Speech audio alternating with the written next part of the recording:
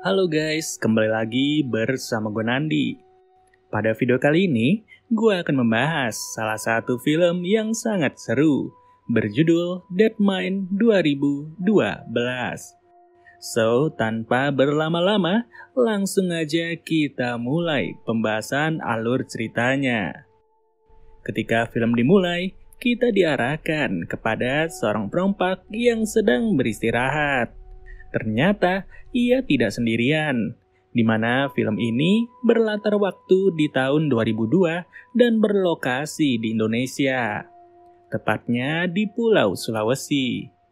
Nah, sampai suatu ketika, si perompak yang sedang kencing tak sengaja menemukan suatu perangkap tua. Perangkap itu pun tak jauh dari sebuah goa yang entah dari kapan berada di sana. Saat dimasuki, hawanya benar-benar tak enak, di mana tiba-tiba saja perompak tersebut harus tersedot ke bawah.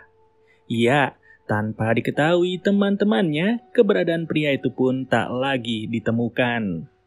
10 tahun kemudian, seorang algojo bernama Sersan Papa tak sengaja menemukan jasad manusia. Di lokasi yang sama, ternyata Sersan Papa tak pergi seorang diri. Dengan dimodali oleh seorang pria milioner bernama Warren, orang-orang ini sengaja dibayar untuk menemaninya. Amazing. Tak lama, terdengar suara bising dari goa. Tapi ternyata itu adalah Sersan Papa yang sengaja menakut-nakuti mereka semua. Dan karena bercandanya kelewatan, Sersan Papa segera ditegur. Usut punya usut, mereka semua memiliki latar belakang serta keahlian yang berbeda-beda. Warren sengaja datang mengajak pacarnya yang bernama Suling dan juga seorang ilmuwan Jepang bernama Rie. Tak luput, terdapat 5 tentara yang terdiri dari Joko, Aryo, Sersan Papa, dan juga seorang kapten bernama Tino. Dan terakhir ada Stanley, yakni mantan tentara internasional negara Amerika. Di sini, Warren sengaja datang ke Pulau Sulawesi untuk menemukan satu tujuan. Tapi sampai sekarang, tujuan itu tidaklah diberitahu kepada para tentara. Terkecuali Rie beserta Suling yang benar-benar tahu alasan itu.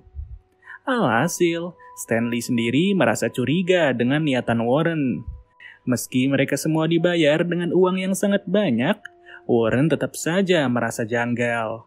Karena nggak main-main, mereka harus menyelidiki Pulau Una-Una yang berada di Sulawesi. Pokoknya apapun yang ditemui di depan sana akan mereka telisik satu persatu. Sampai suatu ketika, perjalanan sudah berlangsung selama 2 jam dan mereka tiba di salah satu titik, yakni titik keberadaan dari sebuah benteng rahasia milik Belanda. Namun pada tahun 1942, benteng itu diambil alih oleh Jepang. Masalahnya, sampai sekarang tak ada yang tahu apa yang ada di dalam benteng itu. Alhasil, Stanley pun meminta waktu 2 jam untuk menelusuri bagian depan. You break him down to the essence of what he's made of. Sedangkan dengan waktu selama itu, tentara yang lain sengaja membangun base camp sementara untuk beristirahat. Nah, dari sini, segala hal pun dilakukan secara terpisah tanpa adanya kekompakan. Yang tiba-tiba saja, Warren harus mendapati serangan dari suatu titik. Dan ternyata mereka semua sedang diserang oleh para perompak yang sebelumnya kita lihat. Para perompak itu tak senang dengan kehadiran kelompok Warren yang datang secara diam-diam ke Pulau Una-Una. Mau tak mau, baku tembak harus terjadi di mana tak ada cara lain selain bersembunyi.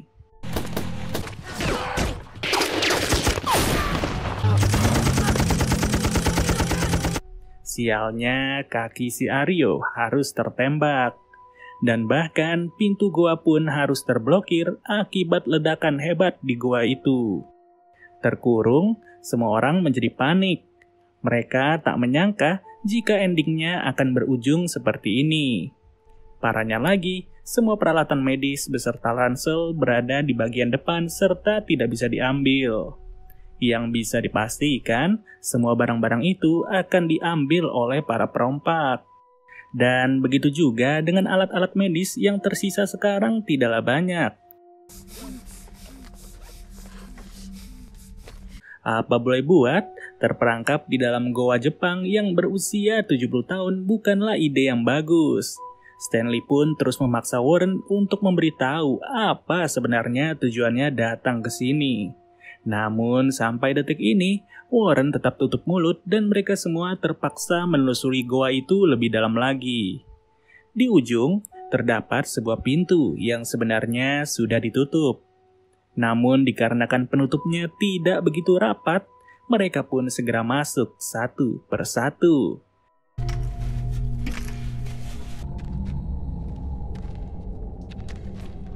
Semakin dalam ditelusuri, mereka malah menemukan susunan rel yang tak tahu sudah dibangun dari kapan. Dan anehnya, tiba-tiba saja salah satu papan di rel itu langsung memicu nyalanya lampu beserta lagu propaganda Jepang. Sontak, masa-masa kelam harus terasa lagi di dalam goa ini. Namun mereka nggak mau menghiraukan yang mana satu pintu pun kembali dimasuki. Di ruangan ini, Tino sempat dikejutkan dengan kostum-kostum pada masa itu. Hebatnya, segala barang-barang yang ada masihlah utuh. Entah ruangan-ruangan di goa ini masih berfungsi atau tidak, tapi yang jelas seluruh fakta sejarah mulai terkuak. Ada pula foto-foto tawanan Jepang yang masih terpampang nyata di dalam lembaran foto. Dan dari penelusuran sejauh ini, mereka memiliki satu pertanyaan, yakni apakah masih ada tanda-tanda kehidupan di dalam benteng ini? Kalaupun ada, maka seharusnya tidak akan berlangsung selama 70 tahun.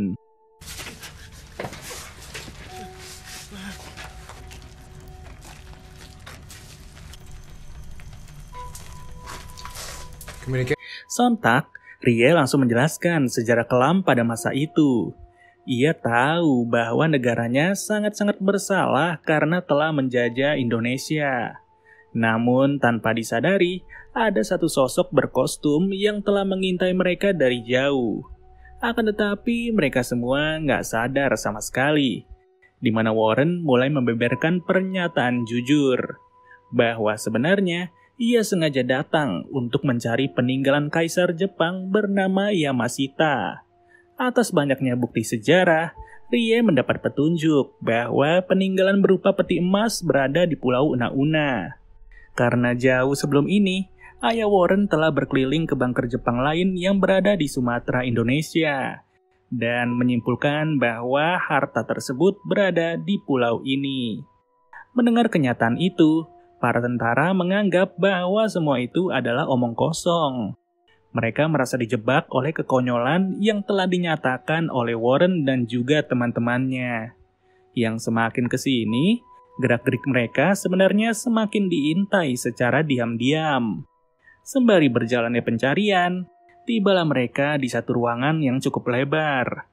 Ruangan itu dijadikan ruangan untuk Aryo beristirahat, yang mana mereka semua kembali mengatur rencana secara cepat. Disinilah Tino akan memimpin Sersan Papa beserta Warren dan juga Suling untuk menjelajah lebih jauh. Sedangkan Stanley bersama Rie dan Joko akan menjaga Aryo. Thanks. I'll get by. Ujungnya, rencana itu pun segera dijalankan. Satu tim dibagi menjadi 4 orang, sedangkan timnya Stanley harus pincang sebelah dikarenakan Aryo yang tidak lagi berperan.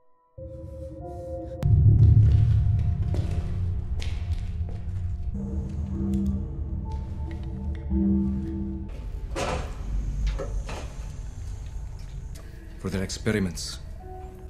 Australian issue. Allied troops. Namun disinilah, tanpa sepengetahuan Stanley, di bawahnya Aryo gumpalan pasir mulai bergerak sendiri. Aryo pun ditarik ke bawah oleh satu makhluk yang benar-benar menyeramkan. Sontak, Joko segera turun ke bawah untuk mengejarnya. Sedangkan Stanley bersama Rie akan menyusul di belakang sana.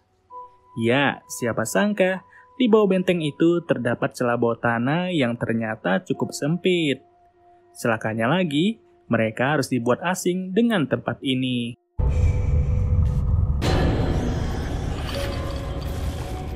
I know it's hard, I know that, but we can't stay here, we've got to move.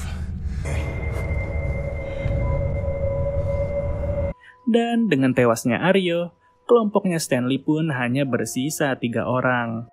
Joko sendiri memutuskan untuk menjelajah lebih jauh dibandingkan Stanley dan juga Rie. Yang naasnya, ketika itu juga Stanley beserta Rie harus ditarik oleh seseorang.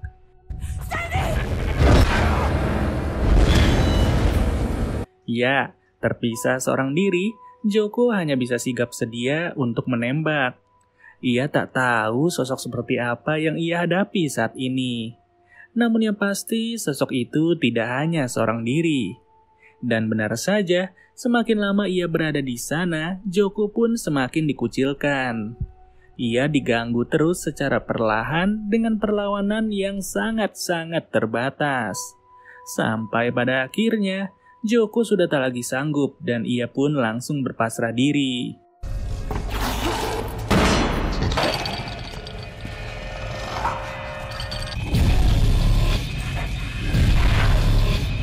Di waktu yang sama, kelompoknya Tino kembali berada di suatu ruangan. Tapi di ruangan ini, firasat Warren pun mulai merasa tak enak. Namun ia tak ingin berkata apa-apa selagi tujuannya belum tercapai sama sekali.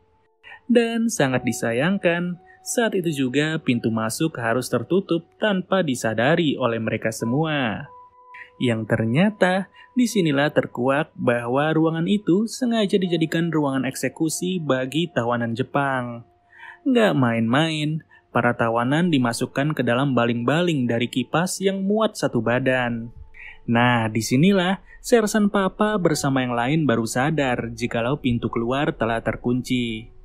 Di saat yang sama, Stanley dan juga Rie langsung dihadapkan oleh orang yang menarik mereka. Orang itu mengenakan kostum yang sebelumnya telah dilihat oleh Tino. Secara tegas, ia menganggap jikalau Stanley adalah pasukan sekutu, sedangkan Rie adalah pengkhianat negara Jepang. Yang sudah jelas, sosok tersebut adalah pasukan Jepang. Ya, tepat di momen inilah salah satu fakta mulai terkuak lagi. Benar rupanya jikalau sosok itu adalah tentara Jepang. Namun hebatnya, entah bagaimana ia masih berada di benteng ini selama 70 tahun. Dengan wajah yang sudah hancur seperti itu, tentara tersebut masih percaya jikalau Jepang belumlah menyerah. Namun apa daya, tekadnya langsung patah setelah Rie menunjukkan video Jepang yang menyatakan menyerah.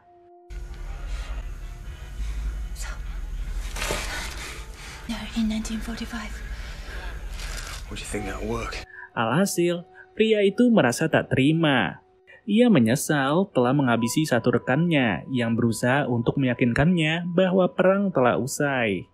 Jujur aja, kesetiaan pasukan Jepang terhadap negaranya memang luar biasa. Tapi dalam kasus ini, pria itu benar-benar merasa menyesal.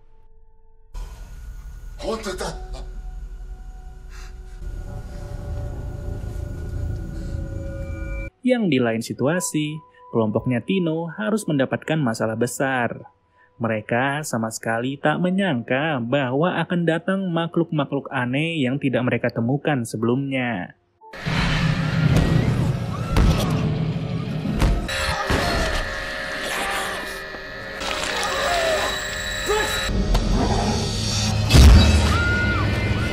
Untung saja, Sersan Papa alias Bang Tigor sangatlah sigap untuk menyerang. Cukup dengan sebatang besi saja, ia mampu menokout sebagian makhluk-makhluk itu. Di sini, Warren pun harus mendapatkan luka yang cukup serius. Nah, celakanya lagi, tentara Jepang turut menegaskan bahwa tempat ini bukanlah tempat yang aman. Cepat atau lambat, mereka harus segera keluar karena faktanya benteng ini dijadikan Jepang sebagai tempat pengembangan senjata biologi. Bahkan makhluk-makhluk yang sempat mereka temui itu sebenarnya merupakan orang-orang asing yang dianggap Jepang sebagai musuh. Dengan kata lain, semakin lama mereka berada di sini, mereka akan menghadapi banyak kengerian yang tidak terduga. Percaya tak percaya, fakta ini memang terjadi pada Perang Dunia.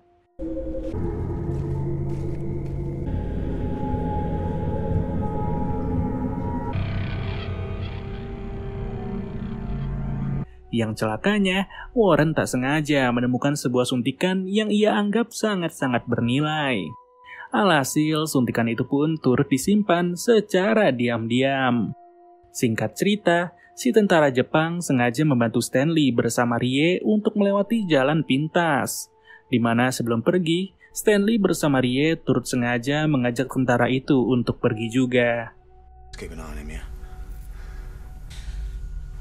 他に出口はある Tunnels to the surface. From here. Di sisi lain, kelompoknya Tino tak sengaja menemukan suatu ruangan yang cukup berbeda, di mana ruangan itu ditandai dengan tulisan Jepang. Namun, siapa sangka secara tiba-tiba terdengarlah suara keras.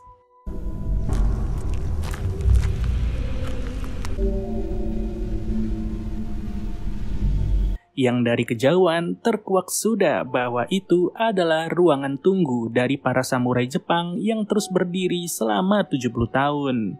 Mereka semua sudah disuntik dengan senjata biologi, yang itu berarti kekebalan fisiknya akan meningkat dari manusia normal.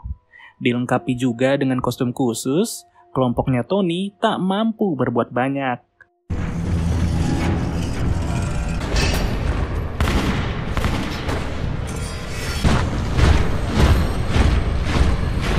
Yang sontak saja, Sersan Papa harus berkorban demi kaburnya Tony, Warren, dan juga Suling.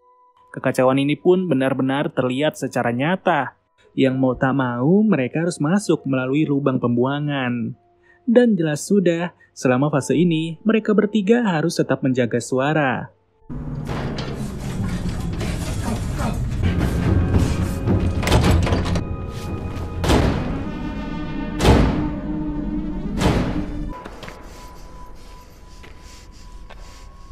Yang ujungnya, mereka tertuju lagi ke ruangan yang sebelumnya didatangi oleh Joko. Alhasil, perlawanan untuk kabur harus terjadi lagi, di mana terlihat Joko sudahlah tewas secara mengenaskan.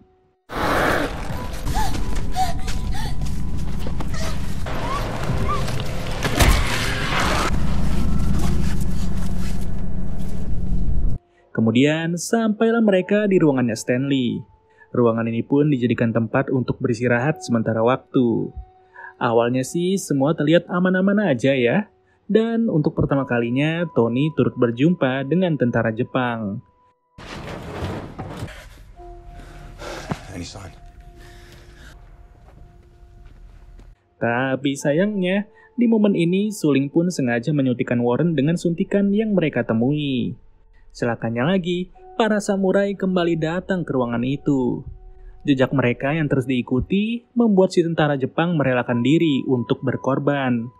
Ia memilih tewas demi menyusul rekan baiknya yang sudah meninggal. Di mana dari sini, sebagian samurai sengaja membiarkan para tawanan yang bermutasi agar semakin ganas. Penutup mulut yang dibuka pun akan membantu mereka untuk melacak keberadaan Stanley dan juga kawan-kawan.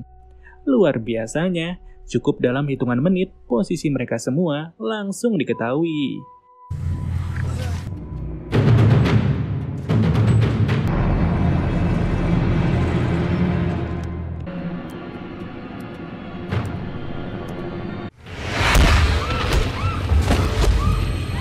Kekacauan ini turut menimbulkan suara bising yang mau tak mau Rie harus bertindak untuk menolong.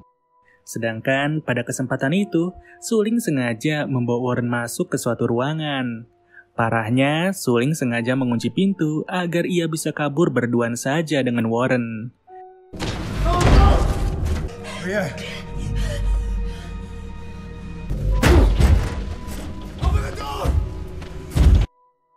Mau tak mau, Tony bersama Stanley dan Rie pun harus mencari jalan lain. Mereka benar-benar dituntut bergerak cepat, yang mana para samurai beserta makhluk mutasi terus mengejar.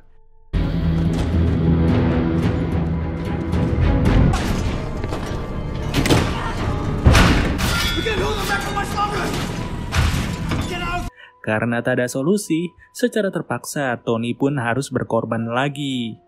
Ia sengaja mengulur waktu dengan membiarkan dirinya dihabisi oleh para samurai Jepang. Tapi entah bagaimana, jalan keluar justru ditemukan oleh Suling. Ia benar-benar melihat cahaya terang yang tentu saja Warren segera dibawanya. Miris, keadaan itu tidaklah dirasakan oleh Tony. Bahkan, Rie bersama Stanley pun harus melewati lagi tempat penampungan air. Namun tiba-tiba, Warren kembali sadar dengan tatapan yang berbeda. Di sini, ia ternyata telah berubah menjadi makhluk mutasi yang ujungnya Suling harus tewas. Sedangkan di saat yang sama, Rie pun sengaja mengajak Stanley untuk pergi. Tapi siapa sangka, Stanley tak ingin keluar melalui jalan itu. Yang mana sebenarnya jalan tersebut berhasil membawa Rie keluar dari benteng tersebut. Ya, sangat disayangkan Stanley tak tahu pergi kemana. Naasnya, bukannya Stanley yang muncul, Rie pun harus dihampiri oleh salah satu samurai.